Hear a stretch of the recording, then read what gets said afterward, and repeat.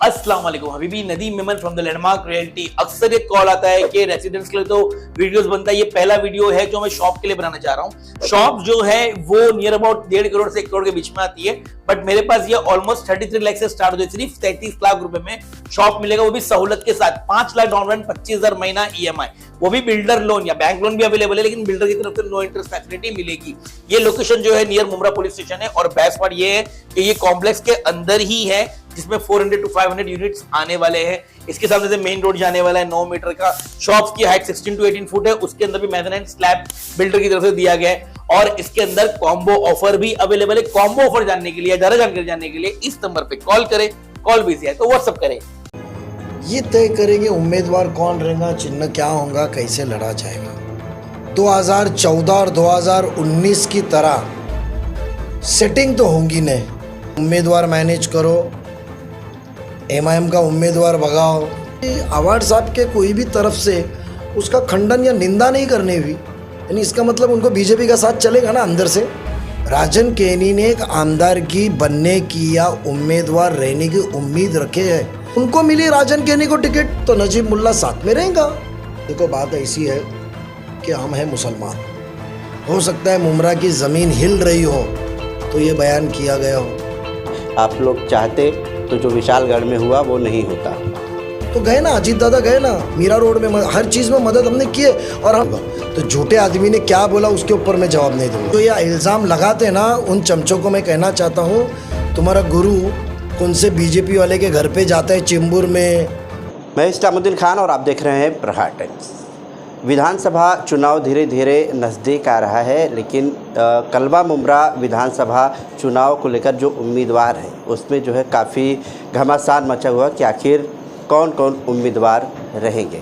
ऐसे में पिछले दिनों जो है कई जो है खबरें भी सामने आई। हमारे साथ नजीब मुल्ला मौजूद है, हम उनसे बात करेंगे क्योंकि वो भी कलवा मुमरा विधानसभा चुनाव में जो है उम्मीदवारी के दावेदार हैं। नजीब भाई, आप भी जो है कलवा मुमरा विधानसभा से अजीत पवार गुट से कहीं ना कहीं दावेदारी में है, लेकिन एक जो चर्चा चल रही है, जो खबरें चल रही हैं कि शिवसेना शिंदे गुट जो है आपको समर्थन नहीं करेगी अगर आप चुनाव लड़ेंगे यहाँ से, और राजन कीने का जो है नाम उनके तरफ से दिया जा रहा है कि राजन कीने चुनाव लड़ेंगे।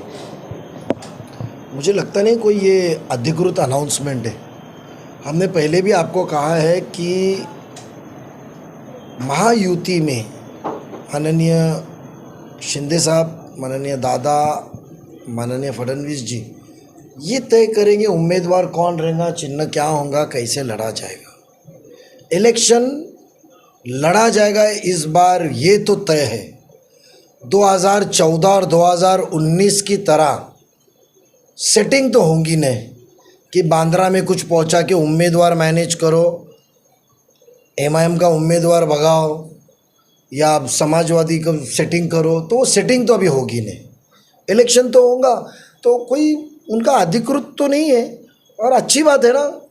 आवाड़ साहब तो इतना बीजेपी, आवाड़ साहब तो इतना बीजेपी उनके जो साथी है हमारे को बीजेपी का टैग दे रहे हैं, हमारे जफ़र भाई को, भाईजन को, डॉक्टर शाह साहब को, सभी को, जो नहीं यहाँ को सबको कि भाई ये बीजेपी के साथ गए। तो इस तरह की खबरें हमने किसी ने, एक पार्टी के ओहदेदार ने बयान किया, वो ऑफिशियल नहीं है ना, वो स्पोक्स पर्सन है ना वो कुछ है, वो एक ओहदे पे है, एक जीते हुए ओहदे पे हुए, ओके, उन्होंने उनके ख्यालात पेश किए हैं। बट अफसोस की बात यह है कि अवार्ड साहब के कोई भी तरफ से उसका खंडन या निंदा नहीं करने हुई, यानी इसका मतलब उनको बीजेपी का साथ चलेगा ना अंदर से। मैं तो ये समझता हूँ, यानी अवार्ड साहब को बीजेपी का साथ चलेगा ना, वो न्यूज़ सच रही तो हम जो कहते थे हमेशा कि यहाँ हमको मंदिर मस्जिद में उलझाया जाता है, हिंदू मुस्लिम के बयानों में उलझाया जाता है, वो तो हकीकत बीजेपी के साथ में ही है। वो क्यों नहीं खुल के आते। राजन कीने ने कहा कि नरेश मस्के ने कहा है कि हमारे जो कड़क उम्मीदवार हैं राजन कीने, वो जो है खड़े होंगे।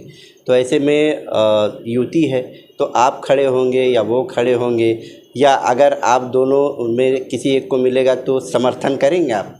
मैंने ज़िंदगी में कभी दगा नहीं दिया हूँ, ना दगा किसी को दूंगा।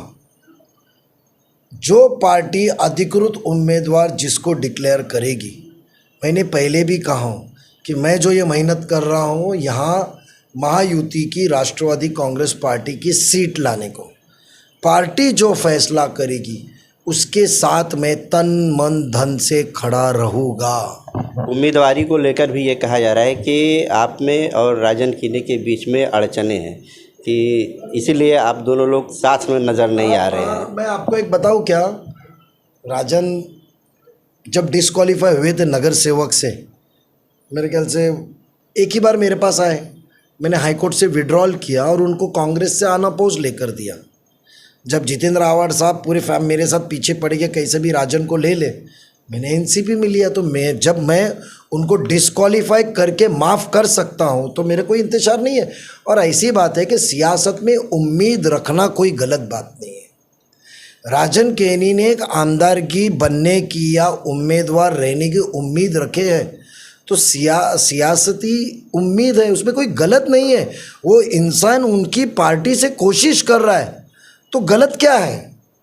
हम हमारी पार्टी से करेंगे, वो उनकी पार्टी से करेंगे, दोनों पार्टी महायुति में चल रही है, बीजेपी वाले बीजेपी या एमआईएम, कोई और पार्टी जो अपने पार्टी से करेगी, आखिर टिकट जिसको मिलेगी सब जन मिलके उसका साथ देंगे। उनको मिली राजन केनी को टिकट तो नजीब मुल्ला साथ में रहेगा, और मुझे पूरा यकीन है मुझे मिली तो वो रहेंगे। उम्मीद रखने से दुश्मनी थोड़ी बढ़ती है, इंतजार थोड़ी बढ़ता है। उम्मीद है, अच्छी बात है और उनको रखनी चाहिए, कोई गलत बात नहीं है। आज जो विधायक हैं कलवा मुमरा के, उनके गाड़ी पर हमला हुआ, कांच वगैरह सब तोड़े गए, निंदनीय बात है। उस बात की हम निंदा करते हैं, एहतियात करते हैं कि हिंसा नहीं होनी चाहिए, किसी ने भी कानून को हाथ में नहीं लेना चाहिए। आपके पास में अलग अलग फोरम्स होते हैं, उधर आप आपकी मुखालिफत जो बात आए, पसंद आए, किसी की ना आए, उस चीज़ के ऊपर स्टैंड लेना चाहिए। मैं कभी भी मारा मारी को, हिंसा की निंदा करता नहीं हूँ, इसीलिए आज तक मैंने किसी को घर पे बुला के मारा भी नहीं हूँ। आप जो उन्होंने वक्तव्य दिया था उस वक्तव्य से कितना सहमत हैं, जिसकी वजह से उनकी गाड़ी पर हमला हुआ? देखो, बात ऐसी है कि हम हैं मुसलमान और हमारे इस्लाम में एक चीज़ सिखाया गया है कि सच बोलो। अब तुमने जो सवाल किया है वो इंसान की नीयत क्या थी वो मैं नहीं जान सकता। हो सकता है मुमरा की ज़मीन हिल रही हो तो ये बयान किया गया हो, अल्लाह जानता है। आपके ऊपर भी मुमरा कौसा में ऐसे तमाम लोग हैं जो ऐसे कहते हैं कि बीजेपी से अलायंस है आपकी, लेकिन जो विशालगढ़ में हुआ जो और भी ऐसे मुसलमानों के ख़िलाफ़ होता है तो आप लोग उसमें आवाज़ नहीं उठाते, जबकि आप लोग सरकार में हैं। आप लोग चाहते तो जो विशालगढ़ में हुआ वो नहीं होता। देखो, मैं आपको पहले ही कहा कि कौसा मुमरा हो, कलवा हो, मैं नुमाइंदे की तरह काम करता हूँ। सुबह शाम टीवी में चमकोगिरी करने के लिए काम नहीं करता हूँ। दूसरी बात, आप ज़रा ध्यान से मैं आपके ज़रिए कहना चाहता हूँ कि जो काम करता हूँ ना अपने कौम का, जब ये मसले आते हैं तो मेरा फ़र्ज़ होता है। अल्लाह ने दी हुई सलाहियत, कुर्सी, रसूख के साथ काम होता है। आप जो जानते नहीं हैं वो पनवेल में जब जनवरी में हादसा हुआ उनसे जाके पूछिए, मीरा रोड में जो जनवरी में हादसा हुआ उनसे जाके पूछिए, दुलिया में पूछिए, पालघर में पूछिए, कल्याण में पूछिए। वो मेरा फ़र्ज़ है, वो मैंने किया। मुझे दिखावा नहीं चाहिए। और सबसे पहले विशालगढ़ में मदद करने के लिए कोई गया तो हमारे सम्माननीय नेता माननीय उप मुख्यमंत्री अजीत दादा पवार साहब गए, और वो जाके सिर्फ बयानबाजी नहीं किए, वो सिर्फ ना दिखावे के लिए जाके दूसरी जगह पे नहीं गए कि चल 100 किलोमीटर ग्राउंड मार के दिखावे के जाओ। सुबह से गाड़ी का ताफ़ा कि मैं जा रहा हूँ, जैसे अभी किला ताबीज़ करने को जा रहे, मालूम पड़ा खोदा पहाड़ निकला चूहा गया आदमी किधर, और वो जाके उधर फलाई काम किए और मदद पहुँचाए, हिम्मत दिए, प्रशासन को लेकर गए और जाके मदद दिए, और किसी ने उनको बुलाया नहीं था। हम जैसी शख्सियत थी जो दादा के साथ, उनको बताया, दादा ने कहा मैं जाऊंगा, मैं पीछे नहीं हटूंगा, तो गए ना, अजीत दादा गए ना, मीरा रोड में हर चीज़ में मदद हमने की है, और हम बीजेपी के इसमें शामिल नहीं हुए।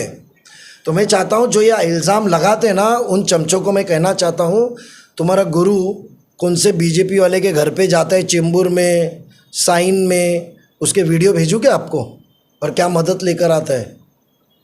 आप जिसे शासन प्रशासन कह रहे हैं कि अजीत पवार वहाँ गए, शासन प्रशासन के साथ गए, तो जो जितेंद्र अवार्ड हैं उनका ये भी आरोप है कि वहाँ के लोगों ने जिला अधिकारी और सभी को लेटर वगैरह दिया था और कहा था कि यहाँ पर जो है माहौल ख़राब हो सकता है, तो सुरक्षा क्यों नहीं वहाँ पर लगाई? लेटर भेज देखिए आप, झूठे आदमी के बारे में मैं जवाब नहीं देता हूँ। लेटर देखो, मुझे दिखाओ, मैं तहकीकात करूँगा, बोलूँगा। अवार्ड साहब ने बोला, अवार्ड साहब तो बहुत कुछ बोलते हो, तो डॉक्टर है बोलते, खुद पढ़े बोलते हो, तो मुझे सच्चाई मालूम है ना हकीकत क्या है, तो उनके बयानों पे मैं जवाब नहीं दूंगा। वो पेपर मुझे बताओ, उसकी मैं तहकीकात करूँगा और मैं जवाब देने से भागता भी नहीं हूँ, मैं फिर आके आपको जवाब दूंगा। तो झूठे आदमी ने क्या बोला उसके ऊपर मैं जवाब नहीं दूंगा। तो आपने सुना कि हमारे साथ नजीमुल्लाह थे। जिस तरह से चुनाव धीरे धीरे नज़दीक आ रहा है और कहीं ना कहीं चुनावी मैदान में उतरने के लिए सभी अपनी कमर जो है वो कस रहे हैं।